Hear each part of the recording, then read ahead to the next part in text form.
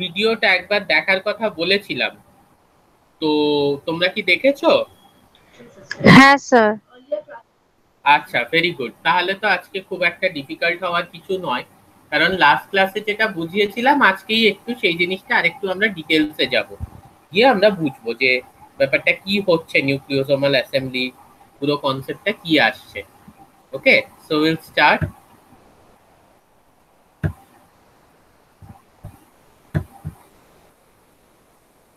মনীষা বলে একটি মেয়ে এমনিতে জয়েন করে, তাকে আজকে দেখছি না। আচ্ছা, বাই দ্য ওয়ে, তোমাদের রেজাল্ট সব কেমন হলো? রাফিজা? স্যার 73%। বাহ, ভেরি গুড। সিজিপিএ কত? 8। বাহ। মলিকিউলারে মলিকিউলার ও তো পেয়েছে তো মার্কশিট, ফলে মলিকিউলারে কত কিরকম হয়েছে? স্যার 1 মিনিট দেখে বলছি একটু। না না না, দেখতে হবে না, it's okay, no no problem. Priyank? Practical হ্যাঁ, প্র্যাকটিক্যাল। প্র্যাকটিক্যালে তো আমরা প্রচুর দিয়ে দিই। হ্যাঁ। প্র্যাকটিক্যালে 15 আর ওটাতে মনে হয় 42 ছিল স্যার, ঠিক মতো মনে আসছে না আচ্ছা এখন। ঠিক আছে, not a problem, not a problem. Priyanka?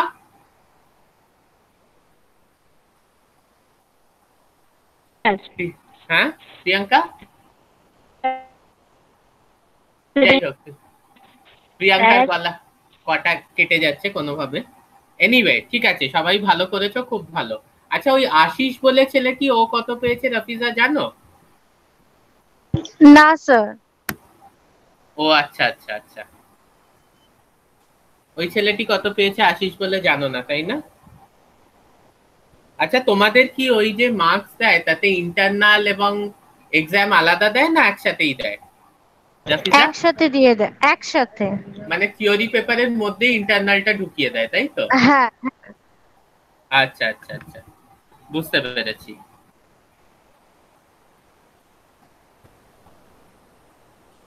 Okay, no problem. Let us start today's class. এখানে আর কি কি আছে? রমন সরকার, আমির সোহেল, তুমি কত পেয়েছো, কত পার্সেন্ট? আমির? হ্যাঁ বলো। 64। 64, ভেরি গুড। আর প্রিয়াঙ্কারটা শোনা যাচ্ছে না, প্রিয়াঙ্কা তুমি লিখে দিতে পারো, এই তো এখানে একটা কি লিখেছে প্রিয়াঙ্কা, ও 77%। বাহ, ভেরি গুড। আর ওই আশিস, ও কত পেয়েছে? আমির? স্যার মার্কশিট আনতে যায়নি তাই বললো। ও আচ্ছা, ওর বাড়িটা দূরে না, বোধহয় পলাশি বা কোথাও থাকে ওইসব জায়গায়। বেলডাঙা। বেলডাঙ্গা, আচ্ছা আচ্ছা আচ্ছা, ঠিক আছে, তাহলে তো তো একটি সমস্যা, অত দূর যাবে কি করে। ঠিক আছে, 8.4, 77%, very good, very good marks.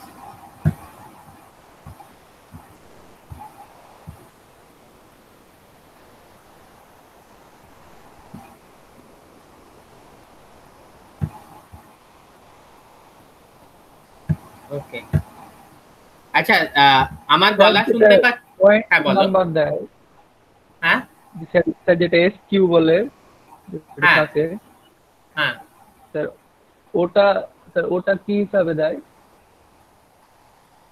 মানে ব্যাপারটা হচ্ছে গিয়ে, তোমার তো দুটো জিনিস থাকে, একটা হচ্ছে গিয়ে এসজিপিএ, ঠিক আছে, তুমি সেমেস্টারে কত তোমার পার্সেন্টাইল হলো, একটা সিজিপিএ কিউমুলেটিভ পুরোটার, আরেকটা হচ্ছে পার্সেন্টেজ। এসকিউ তো মানে হচ্ছে সেমিস্টার কোয়ালিফাইড। ও তোমার স্যার এই ওটাতে, সেমিস্টারে কোনো কিছুতে ব্যাকপ্যাক নেই, কোয়ালিফাই করে গেছো। হ্যাঁ বলো। স্যার আমার যেমন আগে ছিল, আগেও স্যার আমি 7.5 পেয়েছিলাম, তো ওটাতে স্যার পার্সেন্টেজ ছিল 67, আর এবার পেয়েছি 7.4। তো এবার স্যার হুম, পার্সেন্টেজ এত কম। না না, পার্সেন্টেজ আর ওইটা পার্সেন্টাইলে একটু পার্থক্য আছে, ঠিক আছে, ওইটা বোঝাতে তোমাদের একটু সময় লাগবে। ফর এক্সাম্পল, ধরো, যাই হোক বাদ দাও, ওইটা এখন ধরতে হবে না, এটা বাদ দাও, will talk about it later, ঠিক আছে। এনিওয়ে, এখন মানে আমি বুঝতে পারছি তুমি কি বলছো, তুমি বলছো যে আমার তো পার্সেন্টাইল ছিল, হ্যাঁ, এসজিপিএ ছিল গিয়ে হচ্ছে 7.4, কিন্তু আমি তখন পেয়েছিলাম 68% অ্যারাউন্ড। এবারও আমার 7.4, কিন্তু আমি 62% পাচ্ছি কি করে?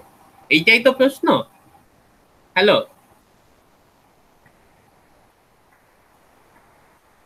না ওইটা হ্যাঁ ওইভাবে ক্যালকুলেশন হয় না। ওইটা তুমি যেভাবে ভাবছো ওইভাবে ক্যালকুলেশন হয় না, ঠিক আছে? তুমি যখন গেট পরীক্ষা দেবে বা দেবে, ক্যাট পরীক্ষা দেবে যদি এমবিএ করতে চাও, হ্যাঁ, আমি 99.9 পার্সেন্টাইল গেটে পেয়েছিলাম, 99.9 পার্সেন্টাইল। কিন্তু সেটা মানে যদি তুমি সিজিপিএ তে ধরো প্রায় 9.99 এর কাছাকাছি, কিন্তু পার্সেন্টেজ ছিল হচ্ছে হার্ডলি 62, কারণ ওই পরীক্ষা অত নম্বরই ওঠে না। তো anyway, let's not talk about all this. কি আমার এইটা ছেড়ে যাচ্ছে, আমার এত ভালো হেডফোনটা। তো নিউক্লিওজোম মডেল অফ ক্রোমোজোম, আমরা একটু এবার এটাই যাই। লাস্ট ক্লাসে যা পড়িয়েছিলাম আমরা তারপর থেকে একটু জিনিসটাকে শুরু করি, ঠিক আছে? দেখো একটু ছোটখাটো ভাবে রিক্যাপ করে নি।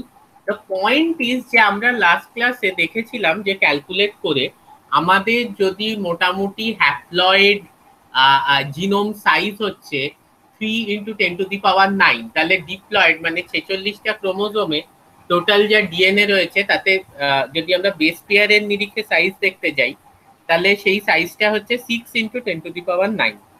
ঠিক আছে, এবার দুটো বেস পেয়ারের মধ্যে ডিস্টেন্স হচ্ছে গিয়ে 3.4 অ্যামস্ট্রং বা 3 × 10⁻⁻10 মিটার। এই সব হিসেব করে আমরা দেখতে পাচ্ছি যে প্রত্যেকটা কোষের নিউক্লিয়াসে প্রায় 2 মিটার ডিএনএ আছে, ঠিক আছে, যেটা আমরা লাস্ট ক্লাসে ক্যালকুলেট করেছিলাম। কিন্তু 2 মিটার ডিএনএ আছে এই কথাটা তো বলাটাই খুব একটা অবান্তর, কারণ তোমার হাইটই 2 মিটার নয়, এখানে যে সব থেকে লম্বা তার হাইটই 2 মিটার নয়। তো তোমার মধ্যে প্রায় 14 ট্রিলিয়ন কোষ আছে, এবং প্রত্যেকটা কোষের মধ্যে একটা নিউক্লিয়াস, তাতে 2 মিটার ডিএনএ কিভাবে রয়েছে সেটাতেই আমি উদাহরণ দিয়েছিলাম। যে উল বোনার যে ব্যাপারটা লাস্ট ক্লাসে বলেছিলাম, যে উলটা যখন সোজা টানা হয়, ধরো একটা উলের বলকে সোজা খোলা হয়, অনেক দূর চলে যাবে, 1 কিলোমিটার চলে যাবে। কিন্তু যখন সেটাকে জড়িয়ে রাখা হয় সেটা কিন্তু একটা ছোট্ট বলে পরিণত হয়। কিংবা লাটাই, ঘুড়ি ওড়ানোর লাটাই, যে যখন সুতোটাকে জড়িয়ে রাখা হয়, কতটা সুতো, আবার সেই ঘুড়িটাকেই যখন আমরা ওড়াচ্ছি এবং বাড়ছি, আমি কোয়াইট শিওর যে তোমাদের মধ্যে কেউ ঘুড়ি ওড়াতে পারো না, কারণ আজকালকার তো আর কেউ ওড়ায় না। আমাদের ছোটবেলা আমরা উড়িয়েছি, এখন তো ঘুড়ি রিলেটেড মোবাইলে গেম এসে গেছে, মোবাইলেই ঘুড়ি ওড়ানো হয়। কেউ পারো ঘুড়ি ওড়াতে তোমাদের মধ্যে? ওকে, কেউ পারে না, ভেরি গুড। তাহলে যেটা ব্যাপার হচ্ছে যে যদি ঘুড়ি ওড়াতে ব্যাপারটা বুঝতে পারতে যে কতটা যখন আমরা বাড়ছি কত দূর চলে যায় ওই লাটাইয়ের মধ্যে সুতোটা যেটা গোটানো থাকে, সেইটা হচ্ছে গিয়ে একদম আইডিয়াল এক্সাম্পল। আমরা যদি এই নিউক্লিওজোমাল কোর মানে আমরা কি বোঝাতে চাইছি? এই যে 8টা প্রোটিন, কি protein? Histone protein. Histone protein কি ধরনের প্রোটিন হয়? বেসিক প্রোটিন হয়। কেন বেসিক প্রোটিন কেন হয়? না তার উপর একটা পজিটিভ চার্জ থাকে, ঠিক আছে? প্রিয়াঙ্কা, ডিএনএ এর উপর কিরকম চার্জ থাকে, পজিটিভ না নেগেটিভ? Negative charge. ডিএনএ এর উপর নেগেটিভ চার্জ থাকে। তাহলে সেটা যদি একটা পজিটিভলি চার্জ 8টা প্রোটিন দিয়ে তৈরি একটা নিউক্লিওজোমাল কোরের উপর জড়ানো থাকে, তখন কি একটা পজিটিভ নেগেটিভ ইন্টারাকশন হয়? Is that okay? হ্যাঁ। তো তখন কি হচ্ছে যে সেটা একটা বাউন্ড অবস্থায় থাকছে, শক্তভাবে বাউন্ড অবস্থায় থাকছে। তাহলে আমরা এই নিউক্লিওজোমাল কোডকে, ঠিক আছে, চারদিকে ডিএনএ র্যাপ করা আছে। কতটা ডিএনএ র্যাপ করা আছে আমরা এই মডেলটার থেকে যদি দেখি, এখানে সব ডিটেলস গুলো লেখা আছে। ডোন্ট ওয়ারি অ্যাবাউট বাংলা, ইংরেজি, এনিথিং, খুব সহজ ভাষায় সব ডিটেলস লেখা আছে, জিনিসগুলো মাথায় থাকলেই হলো। হ্যাঁ, এই যে কোরটার উপর জড়ানো থাকে এখানে 146 base pair, 146 base pair of DNA জড়ানো থাকে। কটা প্যাচ আছে? 1/3/4, ঠিক আছে, 1/3/4 প্যাচ, মানে ইট ইজ উন্ড 1/3/4 টাইম, পুরোপুরি 2 নয়, 1/3/4 টাইম এটা জড়ানো আছে গিয়ে হচ্ছে এই ল্যাটাইটা বা এই নিউক্লিওজোমাল কোডটা। এছাড়াও দুটো নিউক্লিওজোমাল কোরের মধ্যে এই কার্সারটাকে ফলো করো, কার্সারটা দেখতে পাচ্ছ তো? দুটো নিউক্লিওজোমাল কোরের মধ্যেও তো ডিএনএ আছে। এই ডিএনএটা হচ্ছে গিয়ে আরো 54 বেস পেয়ার। তাহলে এই যে দুটো নিউক্লিওজোমাল কার্সারটাকে ফলো করো। রাফিজা কার্সারটা দেখতে পাচ্ছ তো? হ্যাঁ স্যার। এইটা হচ্ছে আরো 54 বেস পেয়ার। তাহলে 54 আর 146 মানে টোটাল আমার 200 বেস পেয়ার ডিএনএ আছে। এখানে একটা হিস্টোন কোর আছে, সেই কোরটার চারদিকে জড়ানো আছে, ঠিক আছে, 146 বেস পেয়ার। আর দুটো হিস্টোন কোরের মধ্যে এই যে এইখানে যদি আমরা দেখি, দুটো হিস্টোন কোরের মধ্যে যে ডিএনএটা আছে সেটা হচ্ছে আরো 54 বেস পেয়ার, টোটাল হচ্ছে গিয়ে 200 বেস পেয়ার। ওকে, এইবারে এই হিস্টোন কোরে কি থাকে না, এই হিস্টোন কোরে টোটাল 8টা প্রোটিন থাকে। H2A দুটো থাকে, H2B দুটো থাকে, H3 দুটো থাকে, H4 দুটো থাকে। এগুলো হচ্ছে হিস্টোন 2A সেটা দুটো, হিস্টোন 2B সেটা দুটো, হিস্টোন 3 সেটা দুটো, হিস্টোন 4 সেটা দুটো। এবং এছাড়াও হিস্টোন 1 প্রোটিন থাকে, যেটা কিন্তু এই নিউক্লিওজোমাল কোরে থাকে না, কোরের বাইরে এইরকম একটা হিস্টোন 1 প্রোটিন থাকে, যেটা একটা নিউক্লিওজোমকে সিল করে দেয়। মানে একটা যে আলাদা পুঁতি, সেই হিসেবে জিনিসটাকে কি হলো, হ্যাঁ, সেই হিসেবে জিনিসটাকে সিল করে দিচ্ছে। ঠিক আছে, এইটা হচ্ছে আমাদের টোটাল স্ট্রাকচার। আমরা একটু যদি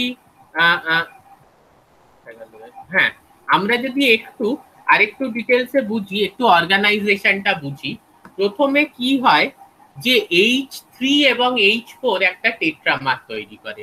টেট্রামার মানে যাতে 4টে সাব ইউনিট আছে, দুটো H3 আছে এবং দুটো H4 আছে। তাহলে H3 এবং H4 একটা টেট্রামার তৈরি করে।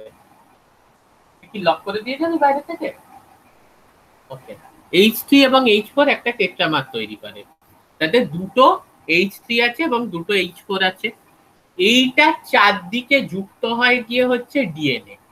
ডিএনএ এইটাকে চারদিকে র্যাপ করলো কত, 1/3/4 টার্ন মানে 146 বেস পেয়ার।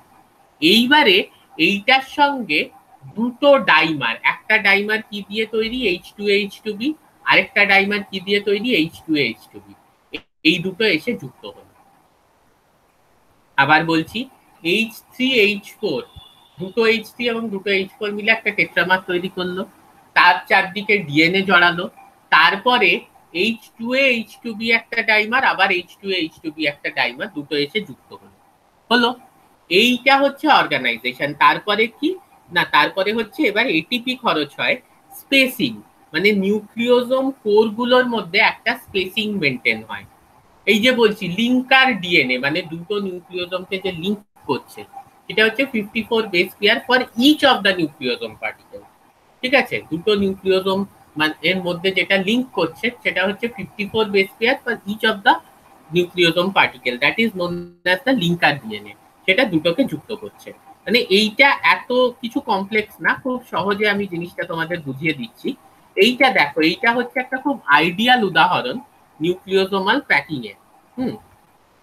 দুটোকে যুক্ত করছে মানে এইখানে দেখো, এই মডেলটাকে যদি আমরা ভাবি, তাহলে পুঁতির মালা, হ্যাঁ, বিডস অন আ স্ট্রিং বা মুক্তোর মালা, সেই রকম কিন্তু জিনিসটা। এই এক একটা ধরে নাও, এক একটা পুঁতি বা এক একটা মুক্ত, এবং মালার যে সুতোটা সেটা কিন্তু দুটো মুক্তোর মধ্যে দিয়ে এইভাবে যাচ্ছে। ঠিক আছে, মালার যে সুতোটা সেটা দুটো মুক্তোর মধ্যে দিয়ে এইভাবে যাচ্ছে। এক একটা পুঁতি বা এক একটা মুক্ত কিন্তু এইরকম ভাবে রয়েছে, এক একটা পুঁতি বা এক একটা মুক্ত কিন্তু এরকম ভাবে রয়েছে। ঠিক আছে, তো এবং দুটো পুঁতি মধ্যে দিয়ে কিন্তু এরকম সুতোটা যাচ্ছে। ওকে, তো এইটা হচ্ছে it's kind of a bead on a string model. এই সুতোটা হচ্ছে গিয়ে তোমার ডিএনএটা, আর এই যে পুঁতিগুলো বা এই যে মুক্তগুলো, এটা হচ্ছে গিয়ে আমার নিউক্লিওজোমাল কোর পার্টিকেল। এইবার পুরো অর্গানাইজেশনটা যদি, এই মডেলটা কে না, রজার কর্নবার্গ। তোমরা জানো যে রজার কর্নবার্গ কি কি আবিষ্কার করেছিলেন না, ডিএনএ পলিমারেজ আবিষ্কার করার জন্য ওনাকে নোবেল প্রাইজ দেওয়া হয়েছিল। উনি কিন্তু এই মডেলটা প্রপোজ করেছিলেন। ওনার ছেলে আর্থার কর্নবার্গ তিনি আরএনএ পলিমারেজ আবিষ্কার করেন এবং নোবেল প্রাইজ পান। বাবা এবং ছেলে দুজনেই নোবেল প্রাইজ পান। প্রিয়াঙ্কা, তুমি তো বেশ পড়াশোনা করো, রিসেন্টলি বায়োলজিতে কিসের জন্য নোবেল প্রাইজ পেয়েছে বলো তো?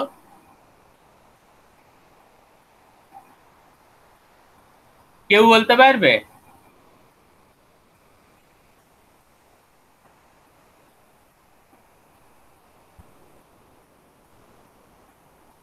Nobody nose. আচ্ছা, রিসেন্টলি মেডিসিনে বা ফিজিওলজিতে, বায়োলজিতে তো দেওয়া হয় না, মেডিসিন বা ফিজিওলজিতে নোবেল প্রাইজ দেওয়া হয়েছে হেপাটাইটিস সি ভাইরাস আবিষ্কারের জন্য।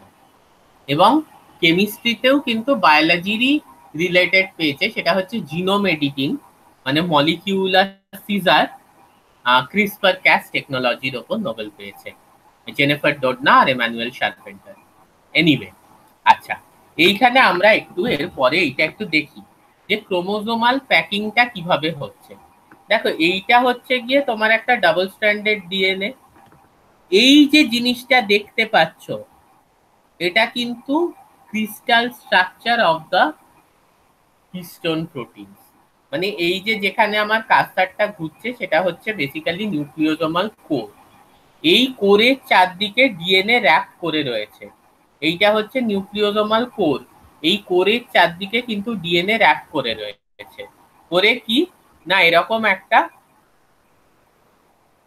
যে মডেলটা আমরা এতক্ষণ দেখছিলাম সেই রকম একটা মডেল কিন্তু তৈরি হচ্ছে। ঠিক আছে, সেই রকম একটা মডেল কিন্তু তৈরি হচ্ছে। ওকে, এইটাকে আমরা বলছি 10 ন্যানোমিটার ফাইবার। কেন না, আমরা যদি এটা ডায়ামিটার দেখি, মানে এই যে ডায়ামিটারটা, ব্যাসটা হচ্ছে গিয়ে 11 ন্যানোমিটার। ঠিক আছে, এটা ব্যাসটা হচ্ছে 11 ন্যানোমিটার এবং মোটামুটি এখানে 6 ফোল্ড কম্প্যাকশন, মানে ডিএনএটা আছে যা আছে সেটাকে আরো 6 গুণ কম্প্যাক্ট করে দেয়া হয়েছে মুড়ে টুড়ে ইত্যাদি। এবং এটার ব্যাসটা 11 ন্যানোমিটার এবং এটার যে হাইটটা, সেই হাইটটা হচ্ছে গিয়ে 5.7 ন্যানোমিটার। এই ফিগারগুলো কিন্তু একটু ইম্পর্টেন্ট, একটু খেয়াল রাখতে হবে। এই জিনিসটার ব্যাসটা হচ্ছে 11 ন্যানোমিটার, হাইটটা হচ্ছে 5.7 ন্যানোমিটার। এইবার এইখানে দেখো, এই জিনিসটা হচ্ছে গিয়ে ওই জিনিসটা ছিল, তারপরে আবার কিন্তু একটা কম্প্যাকশন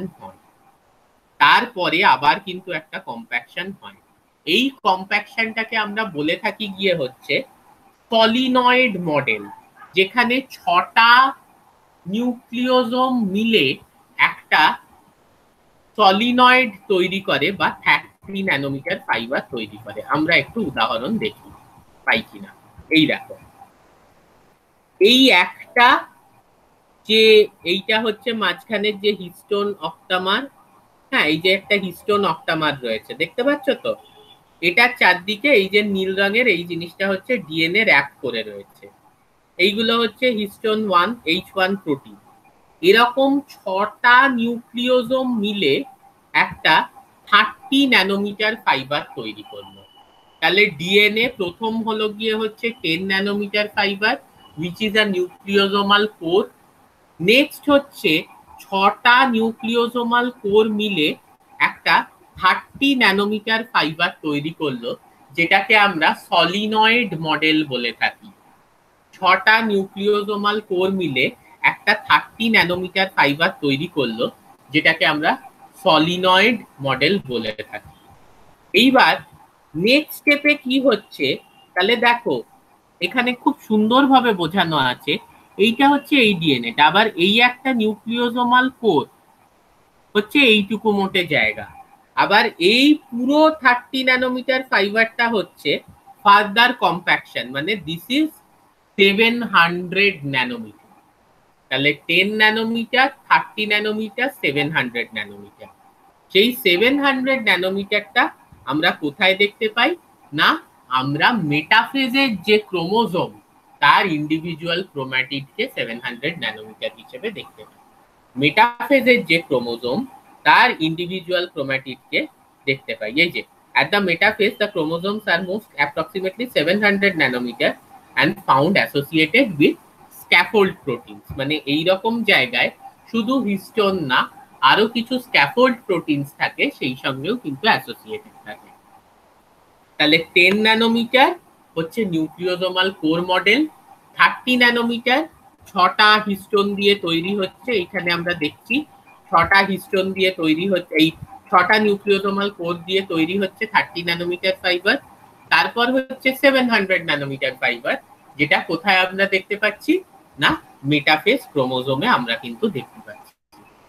তো এইখানে আমি একটা প্রিকশনারি কথা বলে রাখি, সেটা হচ্ছে যে এই যে 30 ন্যানোমিটার ফাইবার বা সলিনয়েড মডেল, এই যে জিনিসটা 30 ন্যানোমিটার ফাইবার কিংবা এই যে সলিনয়েড মডেল, সলিনয়েড কেন আমরা জানি, সলিনয়েড একটা সিলিন্ডারের মতো, এইরকম একটা জিনিসকে যদি তুমি এটাকে ওপর দিক থেকে দেখো তোমার একটা সিলিন্ডারের মতো মনে হবে, ওপর দিক থেকে দেখলে একটা সিলিন্ডারের মতো মনে হবে, that's why it's called 30 nanometre.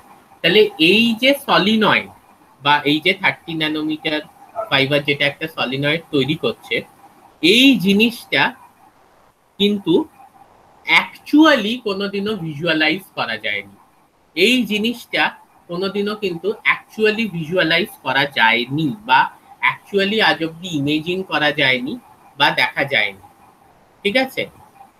তো since it is not actually visible, therefore what I reckon, since it's not actually visible, যার জন্য কিন্তু এটাকে অনেক জায়গায় অত ফোর্সফুলি বলা হয় না, বাট থিওরিটিক্যালি বা এক্সপেরিমেন্টালি বলা হয়েছে যে এই নিউক্লিওজোমাল যেটা মডেল বা nucleosomal code, that is 10 nanometre fibre forming the beads on the chromo string model actually condenses into the 30 nanometre fibre. মানে এইটার হচ্ছে গিয়ে why this is known as 30 nanometre fibre, কারণ এই যে ডায়ামিটারটা, এই যে ব্যাসটা, আমার কার্সারটা ফলো করো, এইখান থেকে এই অবধি বা এইখান থেকে এই অবধি, এই যে ব্যাসটা এটা হচ্ছে গিয়ে 30 nanometre, that is why it's called a 30 nanometre fibre. কিন্তু রিয়েল টাইমে যেমনি নিউক্লিওজোমাল কোরের এক্সিস্টেন্স পাওয়া গেছে, এই 30 ন্যানোমিটার ফাইবারের কিন্তু কোনো এক্সিস্টেন্স পাওয়া যায় না। ওকে, so further this 30 nanometer fiber or solenoid model condenses into the what we'll say 700 nanometer fiber, which is nothing but the metaphase chromosomes। তাহলে ডিএনএ তার উইথ ছিল গিয়ে হচ্ছে 2 ন্যানোমিটার, কম্প্যাকশন হয়ে তৈরি করলো গিয়ে হচ্ছে নিউক্লিওজোমাল কোর, যার উইথ হচ্ছে গিয়ে তোমার 10 ন্যানোমিটার। হ্যাঁ, তারপর ফার্দার কম্প্যাকশন হয়ে তৈরি করলো সলিনয়েড মডেল, যার সরি হ্যাঁ উইথ বা ডায়ামিটার বলো 10 ন্যানোমিটার, যার ডায়ামিটার হচ্ছে 30 ন্যানোমিটার। তারপর হচ্ছে মেটাফেজ ক্রোমোজোম, যার উইথ হচ্ছে গিয়ে তোমার 700 nanometre. So this is the total organization of the DNA. And how is it happening?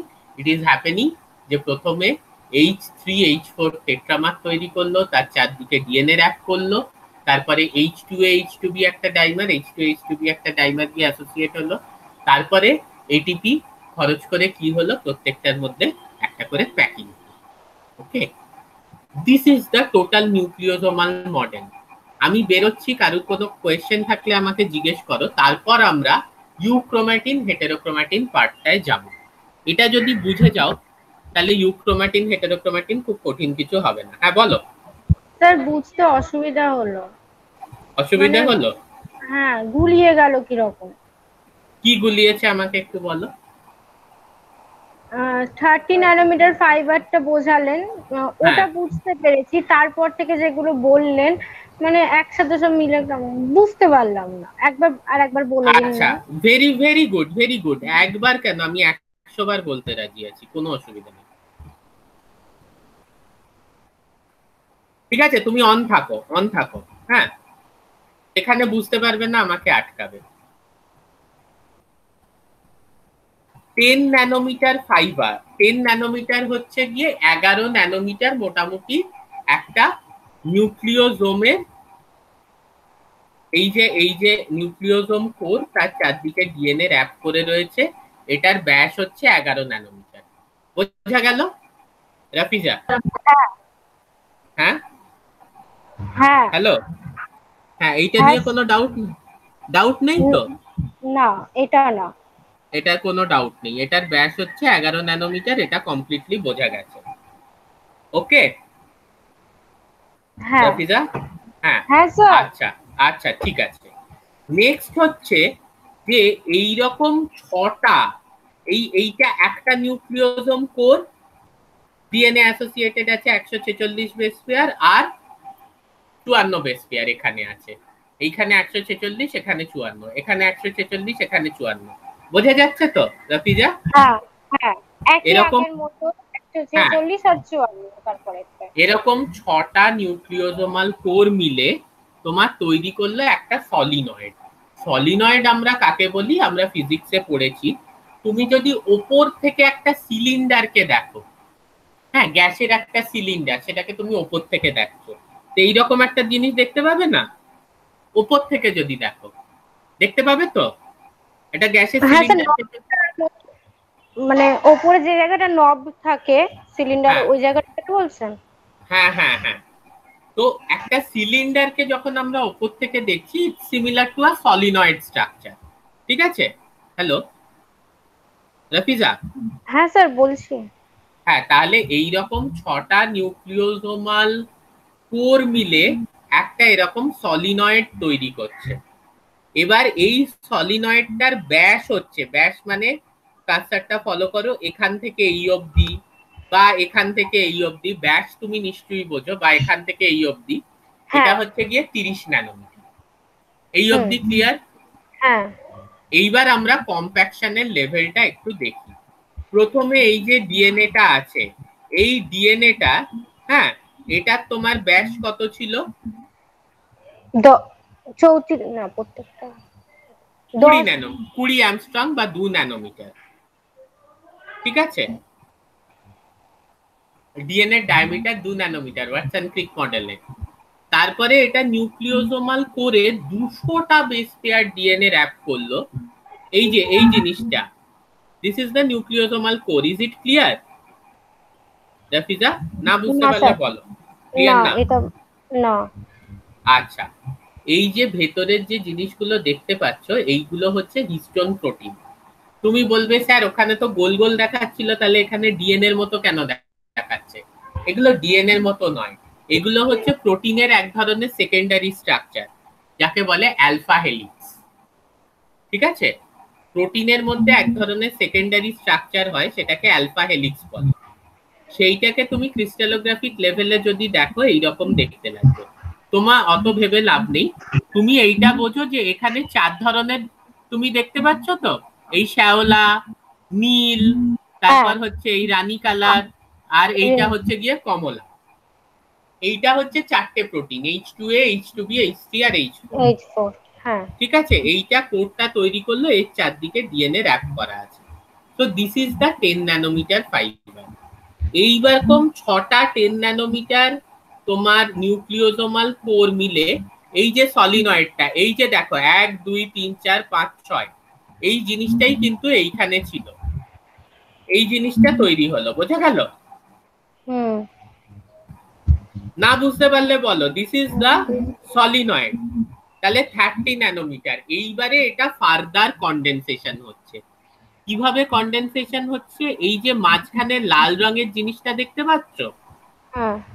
এইগুলো হচ্ছে, আর তার সঙ্গে যে অ্যাসোসিয়েটেড, এগুলোকে আমরা বলছি স্ক্যাফোল্ড প্রোটিন। এই যে স্ক্যাফোল্ড প্রোটিন, ঠিক আছে? এই স্ক্যাফোল্ড প্রোটিনের সঙ্গে তোমার এই যে 30 ন্যানোমিটার ফাইবার, এগুলো আবার কিন্তু জড়িয়ে যাচ্ছে। এইবার যদি তুমি আমাকে প্রশ্ন করো স্যার কিভাবে জড়িয়ে রয়েছে, এটা যেমনি আপনি বললেন যে 6টা নিউক্লিওজোমাল কোর মিলে এরকম একটা সলিনয়েড তৈরি করছে বা 30 ন্যানোমিটার তৈরি করছে, তাহলে এখানে কটা 30 ন্যানোমিটার মিলে এই জিনিসটা তৈরি হচ্ছে?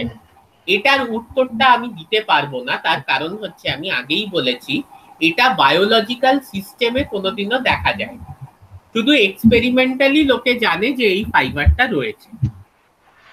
তাহলে এই যে জিনিসটা, এটা ব্যাপারটা হচ্ছে যে এরকম একটা বাঁশ রয়েছে, তার চারদিকে এই দড়িটাকে আমি জড়াচ্ছি। এটা হচ্ছে একটা 30 ন্যানোমিটারের জড়ি, আর এই লালটা হচ্ছে একটা বাঁশ, যে বাঁশটা তৈরি হয়েছে স্ক্যাফোল্ড প্রোটিন দ্বারা, এবং এটার চারদিকে আমি এই দড়িটাকে জড়াচ্ছি। ক্লিয়ার হচ্ছে? হ্যাঁ। এইবার এইটার এতক্ষণ আমরা ডায়ামিটার দেখলাম বা উইথ দেখলাম 30 ন্যানোমিটার, এটার আমরা দেখলাম গিয়ে হচ্ছে 10 ন্যানোমিটার, সেমনি এটার উইথ হচ্ছে 700 ন্যানোমিটার, 700 ন্যানোমিটার। ক্লিয়ার হলো? এই জিনিসটা তাহলে তুমি কোথায় দেখতে পাচ্ছ? তুমি মেটাফেজের ক্রোমোজোম দেখেছো তো? হ্যাঁ। মেটাফেজ ক্রোমোজোম যে জিনিসটা তুমি দেখতে পাও সেটা হচ্ছে গিয়ে এই জিনিসটা, মানে একটা বাঁশের চারদিকে এরকম 30 ন্যানোমিটার ফাইবার জড়িয়ে আছে। বাঁশটা তৈরি হয়েছে স্ক্যাফোল্ড প্রোটিন দিয়ে। This is nothing but the metaphase chromosome that we see. In the condensed condition, that is the 700 nanometer fiber. Sir, third number যে ছবিটা আছে এখানে, এইটা তো 1 2 3, হ্যাঁ এটা। হ্যাঁ, তো এখানে 30 ন্যানোমিটারের যেটা বললেন আগের ছবিটার সাথে রিলেট করে, যে গোলগুলো মানে এখানে যেটা গোল গোল বোঝাচ্ছে তিনটে লুপ, তো এখানে তো 30 মানে 6টা হবে, তো 6টার তো বেশি মনে হচ্ছে। বেশি হচ্ছে ওইটা একটু মানে তোমার এখানে ছবিটা একটা আর্টিস্টিক্যাল ইয়ে আছে, কারণ এখানে দেখো 1 2 3 4 5 6 7টা তুমি ধরো, বাট 7টা হয় না, এইখানে এইটুকু একটু ভুল আছে। দেখো ওরকম কোনো পারফেক্ট প্যাটার্ন ফলো করে না যে 6টাই হয়, বাট আমরা যখন পরীক্ষায় লিখছি বা আমরা যখন পড়ছি আমরা 6টাই ধরবো। তাহলে তুমি যখন আঁকবে তুমি 6টাই ধরবে। কিন্তু তোমার যে প্রশ্নটা খুব ভালো প্রশ্ন, আমি তোমাকে একটু ব্যাপারটা বুঝিয়ে দিই, যেটা আমরা পরে যাচ্ছিলাম। দেখো এই জিনিসটা তোমার মনে হচ্ছে না একটু হ্যাফাজার্ডলি অ্যারেঞ্জড আছে, যে প্রত্যেক জায়গায় এক্স্যাক্ট 6টা ওইভাবে অ্যারেঞ্জ কিন্তু নেই, একটু হ্যাফাজার্ডলি আছে, কখনো 6টা কখনো 7টা, কখনো এটার ওটার উপর লুপ করছে। মানে তুমি ধরো একটা সুতো জড়াচ্ছ লাটাইয়ে, তো তুমি বলছো যে আমার এই লাটাইটার ব্যাস যা হয়তো 6 ইঞ্চি সুতো একবারে জড়াবে, কিন্তু এটা নেসেসারি নয়। তুমি সুতোটাকে জোরে জড়াতে পারো, বা ওপরের দিকে সুতোটা হয়তো 7 ইঞ্চি হয়ে গেল। মানে তুমি ব্যাপারটা বুঝতে পারছো তো? তোমার লাটাইয়ের কাছের যে সুতোটা সেটা হয়তো 6 ইঞ্চি, কিন্তু আস্তে আস্তে যেই জড়াচ্ছ লাটাইটা তো ব্যাসটা তো বাড়ছে, তাই তো? হ্যাঁ, ক্লিয়ার হচ্ছে? তাহলে একদম লাটাইয়ের ওপরের যে সুতোটা সেটা কিন্তু আর 6 ইঞ্চি থাকছে না, সেটা 7 ইঞ্চি 8 ইঞ্চি হয়ে যাচ্ছে। ঠিক বলছি আমি? বুঝতে পারলে না? লাটাই কি জানো তো? ঘুড়ি লাটাই দেখেছো তো? যেটা গোল জিনিসটা দিয়ে যেটা মানে সুতোটা জড়ানো থাকে। হ্যাঁ, তাহলে প্রথম যে প্যাচটা তুমি সুতো দিলে সেখানে ধরো তোমার 6 ইঞ্চি সুতো লাগলো, ঠিক আছে? এবার তুমি প্যাচ দিয়েই যাচ্ছ, তাহলে লাটাইটা পুরো ভরে গেল। তাহলে লাটাইটা তো আস্তে আস্তে মোটা হচ্ছে সুতোর জড়ানোর জন্য। হ্যাঁ, তাহলে লাস্টে যে সুতোটা তুমি জড়াচ্ছ সেটাও 6 ইঞ্চি হবে। লাটাইটা মোটা হচ্ছে না আস্তে আস্তে যেই তুমি সুতো জড়াচ্ছ? হ্যাঁ হ্যাঁ, তো বড় মানে বেশি হয়ে যাচ্ছে মোটা কারণে ব্যাসটা। এইবার তুমি একটা কথা বলো আমাকে, ধরো আমি এই গত বছরের আগের বছর আমি গিয়েছিলাম গিয়ে হচ্ছে তোমার প্যারিস এবং আমস্টারডাম একটা কনফারেন্সে, ঠিক আছে, ফ্রান্সে এবং নেদারল্যান্ডে। এইবারে কলকাতায় তো আমি একটা সাইজের সোয়েটার পরি, কিন্তু ওইসব জায়গায় আমি তোমাকে বোঝাচ্ছি, ওইসব জায়গায় তো খুব ঠান্ডা, তাহলে একটা সোয়েটার তো পরলে হবে না। এইবার আমি একটা সোয়েটার পরেছি, তলায় জামা পরেছি, কটসুল পরেছি, তার উপর শার্ট পরেছি, তার উপর আমি যেই সোয়েটারটা পরতে যাচ্ছি সোয়েটারটা আমার ঢুকছে না। কেন না? কলকাতায় আমি তো কলকাতায় একটা জামার উপর ওই সোয়েটারটা পরি, ওখানে আমি ভেতরে কটসুল পরেছি, হাফ সোয়েটার পরেছি, জামা পরেছি, তো আমার তো উইথটা সেমই আছে, কিন্তু টোটাল উইথটা তো বেড়ে গেছে, কারণ অতগুলো জামা টামা পরেছি, ফলে আর উপরের সোয়েটারটা ঢুকছে না। ফলে তুমি যেই জড়াতে শুরু করবে, বুঝতে পারছো তো? প্রথম সুতোটা 6 ইঞ্চি হলেও আস্তে আস্তে যেই জড়াচ্ছ জিনিসটা তো বাড়ছে সাইজটা, তো তারপরে সুতোটা তো আর 6 ইঞ্চি হবে না, মানে লাস্টে যে সুতোটা দিচ্ছ। বোঝাতে পারলাম? এবার যদি তুমি ভাবো যে আপনি তলার যে সোয়েটারটা পরেছেন সেটাও 42 সাইজের হবে, হাত কাটা সোয়েটারটা ভেতরে, আবার তার উপরে কটসুল পরেছেন, শার্ট পরেছেন, উপরের যে সোয়েটারটা সেটাও 42 সাইজের হবে, কেন হবে না? তা তো হবে না, কারণ তুমি অতগুলো পরেছো তো তোমার 42টা 44 হয়ে গেছে। বোঝা গেল এবার ব্যাপারটা? So this is the thing actually যেটা হয় আর কি, তুমি যেই জড়াতে থাকছো আস্তে আস্তে জিনিসটা একটু বড় হতে থাকছে, এবং এগুলো কোনো কনস্ট্যান্ট অ্যারেঞ্জমেন্ট নয়। এই ব্যাপারটা আমি তোমাদের এখনই এক্সপ্লেন করব যে কনস্ট্যান্ট অ্যারেঞ্জমেন্ট কেন নয়। ঠিক আছে? আর কারোর কোনো ডাউট হলে বলো।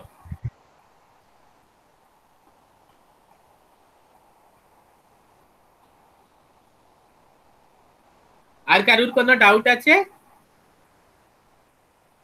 ওকে, তাহলে আমরা নেক্সট পোর্শনে চলে যাই, সেটা হচ্ছে হিটেরোক্রোম্যাটিন ভার্সেস ইউক্রোম্যাটিন। এখানে আমাকে একটা জিনিস সিম্পল ভাবে বুঝতে হবে, সেটা হচ্ছে যে রাফিজা, তোমার আলটিমেটলি যে তোমার ধরো ডিএনএ আছে, হ্যাঁ, সেখান থেকে প্রোটিন তৈরি হতে গেলে কি হতে হবে? আরএনএ হতে হবে ফার্স্টে, মানে ট্রান্সক্রিপশন হতে হবে। নেক্সট স্টেপে কি হতে হবে? ট্রান্সক্রিপশন। মানে ট্রান্সক্রিপশন হলো, তারপরে স্টেপে কি হতে হবে? ট্রান্সলেশন। ট্রান্সলেশন মানে তোমার আরএনএ থেকে প্রোটিন সিনথেসিস হতে হবে। ওকে, তো এইবার যেটা ব্যাপার হচ্ছে যে তুমি আমাকে একটা কথা বলো, এই রকম ডিএনএটা যদি, এটা তো ডিএনএ, এবার এইটা যদি নিউক্লিওসোমাল করে জড়ানো থাকে, আরএনএ সিনথেসিসের জন্য কি ডিএনএটাকে খোলা থাকতে হবে এবং আনওয়াইন্ড করতে হবে, মানে ডাবল স্ট্র্যান্ডেড থেকে সিঙ্গেল স্ট্র্যান্ডেড হতে হবে। ডিএনএটা এইখানে হিস্টোন প্রোটিন গুলো হচ্ছে পজিটিভলি চার্জ, ডিএনএটা হচ্ছে নেগেটিভলি চার্জ। তাহলে এই রকম জড়ানো অবস্থায় তোমার কি ট্রান্সক্রিপশন হতে পারবে? আচ্ছা, চার্জটাকে চেঞ্জ করতে হবে, তারপরে মানে আলাদা করতে হবে হিস্টোন কোড থেকে ডিএনএ কে। Very good. তাহলে আমরা চার্জটাকে চেঞ্জ কিভাবে করতে পারি? দুটোকে পজিটিভ করতে পারি বা দুটোকে নেগেটিভ করতে হবে, বা যেটা পসিবল সেটা হচ্ছে হিস্টোন প্রোটিনের উপর যে পজিটিভ চার্জটা আছে সেটাকে আমরা কমিয়ে দিতে পারি। কিভাবে কমিয়ে দেব? ধরো আমি একটা অ্যাসিটাইল গ্রুপ, ওটা তো একটা প্রোটিন, তাহলে ওটার আমরা পোস্ট ট্রান্সলেশনাল মডিফিকেশন করতে পারি। ওটা একটা প্রোটিন, ফলে ওটার পোস্ট ট্রান্সলেশনাল মডিফিকেশন করতে পারি। তাহলে আমরা কি করব? ওই যে পজিটিভলি চার্জ প্রোটিনটা আছে সেটার উপর একটা অ্যাসিটাইল গ্রুপ বসিয়ে দেব, তাহলে পজিটিভ চার্জ কমে যাবে। কিংবা একটা ফসফেট গ্রুপ বসিয়ে দেব, তাহলে পজিটিভ চার্জ কমে যাবে। আর একটা পজিটিভ চার্জ জিনিসের উপর যদি তুমি একটা নেগেটিভ চার্জ গ্রুপ বসিয়ে দাও, নিউট্রালাইজ হয়ে যাবে না? হ্যাঁ।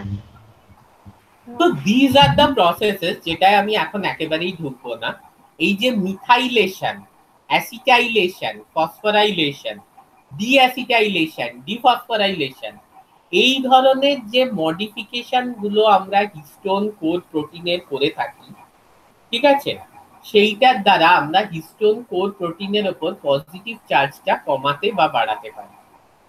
তাহলে মিথাইলেশন, অ্যাসিটাইলেশন, ডিঅ্যাসিটাইলেশন, ফসফোরাইলেশন, ডিফসফোরাইলেশন, এই যে জিনিসগুলো আমরা হিস্টোন প্রোটিন মানে বেসিক যে হিস্টোন কোর প্রোটিনের উপর করে থাকি, তার দ্বারা আমরা পজিটিভ বা নেগেটিভ চার্জটা কমাতে বা বাড়াতে পারি। এইটা যখন আমরা করছি তখন কি হচ্ছে, আমরা যেই পজিটিভ চার্জটাকে কমিয়ে দিচ্ছি তখন কি হচ্ছে, ডিএনএটা ছেড়ে দিচ্ছে হিস্টোনটাকে, কারণ ও তো পজিটিভ নেগেটিভ ইন্টারঅ্যাকশনের জন্য বেঁধেছিল। ফলে যেই পজিটিভ চার্জ কমিয়ে দিচ্ছি ডিএনএ হিস্টোন কোডকে ছেড়ে দিচ্ছে, আবার যেই পজিটিভ চার্জ বাড়িয়ে দিচ্ছি ডিএনএ হিস্টোন কোডকে টাইটলি বাইন্ড করছে। রাফিজা, ক্লিয়ার? হ্যাঁ স্যার। এইবার তোমার যদি ট্রান্সক্রিপশন বাড়াতে হয় তখন কি করতে হবে, হিস্টোন কোডটা should be detached from the DNA, তাহলে ডিএনএ আলাদা হয়ে গেল এবং সেটা তোমার ট্রান্সক্রিপশন এবং ট্রান্সলেশন করে প্রোটিন তৈরি করতে পারবে।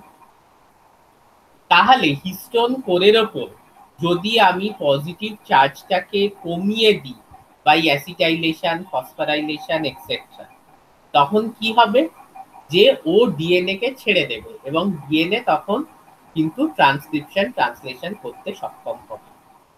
আরেকটা কি ভাইসি ভার্সা, মানে আমি হিস্টোন কোরের ওপর যদি পজিটিভ চার্জ বাড়িয়ে দিই ও শক্তভাবে ডিএনএ কে বাইন্ড করে থাকবে এবং সেই ডিএনএ থেকে কিন্তু কখনো ট্রান্সক্রিপশন ট্রান্সলেশন হবে না। রাফিজা ক্লিয়ার? হ্যাঁ স্যার। এইবার আমি যে বলেছিলাম জুড়ওয়া দুটো সালমান খান সব পুরো একটি ভ্রূণের থেকে তৈরি হয়েছে, মনোজাইগোটিক টুইন, সব ফিচার্স সেম, কিন্তু তবু একজন ভালো সঙ্গীতজ্ঞ শিক্ষিত, অন্যজন গুন্ডা বদমাস। Same is the case with Varun Dhawan. কিভাবে হচ্ছে? এই পদ্ধতিতে হচ্ছে। ওখানে কিন্তু জিন এক্সপ্রেশনটা, যেটা আমাদের চারিত্রিক বৈশিষ্ট্য এবং আমাদের গঠনগত বৈশিষ্ট্য নির্ধারণ করে, সেটিকে কিন্তু কন্ট্রোল করা হচ্ছে by modification of the histone protein. তাহলে যদি মনে হয় যে কারোর মধ্যে ইন্টেলিজেন্স, গান ইত্যাদি প্রভৃতি এই গুণগুলো বেশি থাকতে হবে, তার জন্য যে প্রোটিনটা দরকার সেই প্রোটিনের সিনথেসিস বাড়িয়ে দাও। কিভাবে বাড়াবো? না, আমি হিস্টোন গুলোকে বেসিক চার্জ কমাবো। কিভাবে কমাবো? আমি ডিঅ্যাসিটাইলেশন করে কমাবো, আমি অ্যাসিটাইলেশন করে কমাবো, আমি ফসফোরাইলেশন করে কমাবো।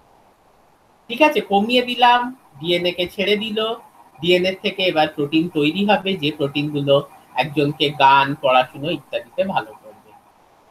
তাহলে দেখো আমাদের জিনে কিন্তু জিনের গঠন কিন্তু একদম এক, দুই সালমান খানের মধ্যে, কিন্তু জিনের এক্সপ্রেশনটা কিন্তু আলাদা। সেইটা কিন্তু আমরা হিস্টোনের এই ধরনের মডিফিকেশনের সাহায্যে করতে পারছি। ক্লিয়ার রাফিজা?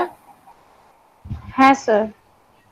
আচ্ছা, এইবার লাস্ট যেটায় আমরা আসছি সেটা হচ্ছে হেটেরোক্রোম্যাটিন, ইউক্রোম্যাটিন। এইটা নিয়ে ঘাবড়ানোর কিছু নেই। ইউক্রোম্যাটিন মানে হচ্ছে ট্রু ক্রোম্যাটিন। ট্রু ক্রোম্যাটিন মানে হচ্ছে যেখান থেকে আর কি ট্রান্সক্রিপশন হয়ে আরএনএ তৈরি হয় এবং সেখান থেকে প্রোটিন তৈরি হয়। তাহলে ইউক্রোম্যাটিন হচ্ছে লুজলি বাউন্ড থাকবে উইথ দ্য হিস্টোন প্রোটিন। আবার বলছি, ইউক্রোম্যাটিন হচ্ছে লুজলি বাউন্ড থাকবে উইথ দ্য হিস্টোন প্রোটিন, যার জন্য সেখান থেকে কিন্তু ট্রান্সক্রিপশন হবে এবং আলটিমেটলি আমাদের প্রোটিন সিনথেসিস হবে। হেটেরোক্রোম্যাটিন হচ্ছে টাইটলি বাউন্ড থাকে উইথ দ্য হিস্টোন প্রোটিন, যার জন্য সেখান থেকে কিন্তু ট্রান্সক্রিপশন হবে না এবং প্রোটিন সংশ্লেষ হবে না। তাহলে যেহেতু হিস্টোনের সঙ্গে খুব টাইটলি বাউন্ড আছে, এটা কিন্তু একটা খুব কম্প্যাক্ট স্ট্রাকচার থাকে। ঠিক আছে, এখানে দেখো হেটেরোক্রোম্যাটিন, হিস্টোন পর হিস্টোন প্রোটিন, এই কোর প্রোটিনের সঙ্গে হিস্টোন কোরের সঙ্গে বাউন্ড আছে, একটা কম্প্যাক্ট স্ট্রাকচার। এইখানে কিন্তু ডেনসিটি খুব বেশি। তুমি যদি স্টেন করো ক্রোমোজোমকে, তাহলে হেটেরোক্রোম্যাটিন রিজিয়নটা পুরো কিন্তু ডার্ক স্টেন নেবে, কালো কালো দেখাবে। কেন না? এখানে ডেনসিটি, ঘনত্ব খুব বেশি, ডিএনএর ঘনত্ব খুব বেশি, হিস্টোন প্রোটিনের ঘনত্ব খুব বেশি। তাহলে ডিএনএর ঘনত্ব বেশি হওয়ার দরুন এবং হিস্টোন প্রোটিনের ঘনত্ব বেশি হওয়ার দরুন, কেন না হিস্টোন প্রোটিনকে ডিএনএ খুব টাইট করে বেঁধে রয়েছে পর পর পর পর পর পর, এখানে কিন্তু স্টেন বেশি নেবে এবং কালো কালো হবে। কিন্তু এখানে আরএনএ পলিমারেজ কিন্তু বাইন্ড করতে পারবে না, ফলে ট্রান্সক্রিপশন হবে না।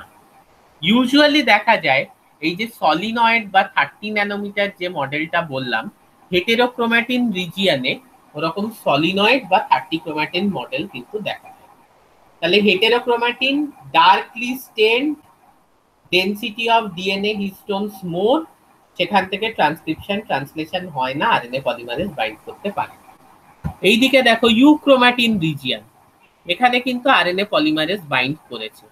দুটো নিউক্লিওজোম কোরের মধ্যে অনেক দূরত্ব আছে, এটাও দেখো, এইখানেও দেখো, এখানে দুটো, এই একটা নিউক্লিওজোম কোর যেখানে কালচার, আবার এই একটা নিউক্লিওজোম কোর, এর মধ্যে কিন্তু অনেকটা ফাঁকা ডিএনএ আছে যেখানে কোনো নিউক্লিওজোম কোর নেই।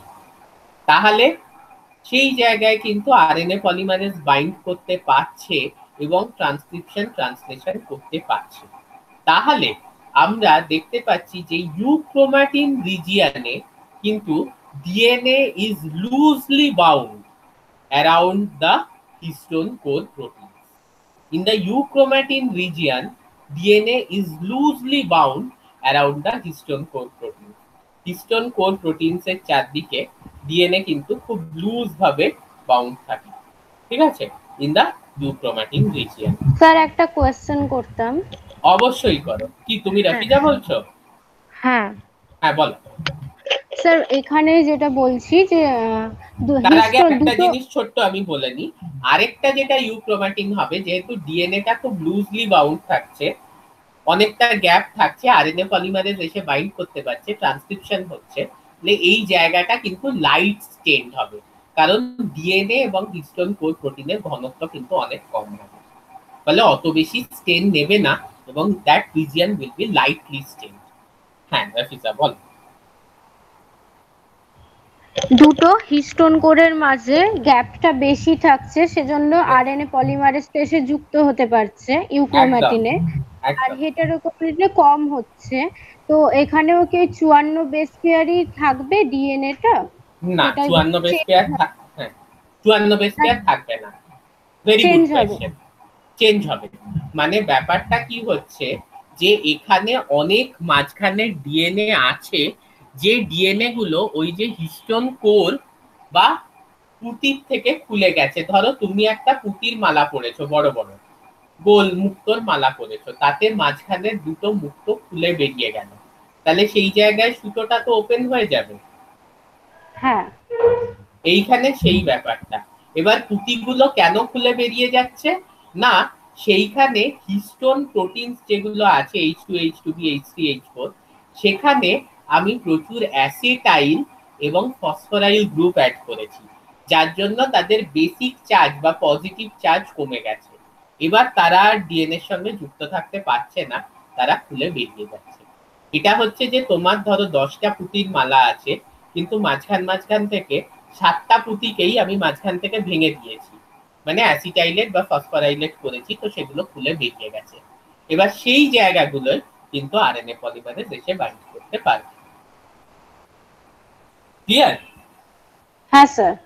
না হলে বলো, কোনো অসুবিধা নেই, আবার পুরোটা বোঝাবো, কোনো অসুবিধা নেই। এই কোশ্চেনটাই শুধু করতাম যে 54 বেস পেয়ারটা থাকবে না, মানে সংখ্যাটা থাকবে না, কারণ এখানে ওই রেগুলার অ্যারেঞ্জমেন্টটা থাকবে না।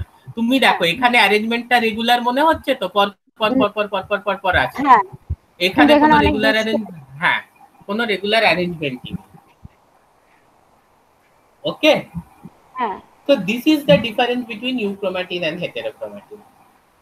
যেহেতু ওখানে ঘনত্ব অনেক বেশি ডিএনএ এবং হিস্টোনের, হেটেরোক্রোমাটিন ডার্কলি স্টেন নেবে কিন্তু ইউক্রোমাটিন লাইটলি স্টেন নেবে। ওকে, তো আমরা আজকে এখানে আমরা শেষ করি। আমি তোমাদের একটা ব্যাপার বলি, সেটা হচ্ছে যে কারুর যদি কোনো ডাউট থাকে, মানে you may have some doubt, আজকে তাহলে ক্লাসটা অ্যাটলিস্ট যে ক্লাসগুলোর আমি ভিডিও আপলোড করছি 3 থেকে 5 বার কিন্তু ভিডিওগুলো দেখতে হবে। তোমাদের পরেও কোনো ডাউট হতে পারে, you can always ask me, no problem. যদি আজকে ক্লাসটা প্রপারলি বুঝে থাকো, এই ব্যাপারটা নিয়ে কোনো ডাউট হবে না। This is a very important topic. Okay.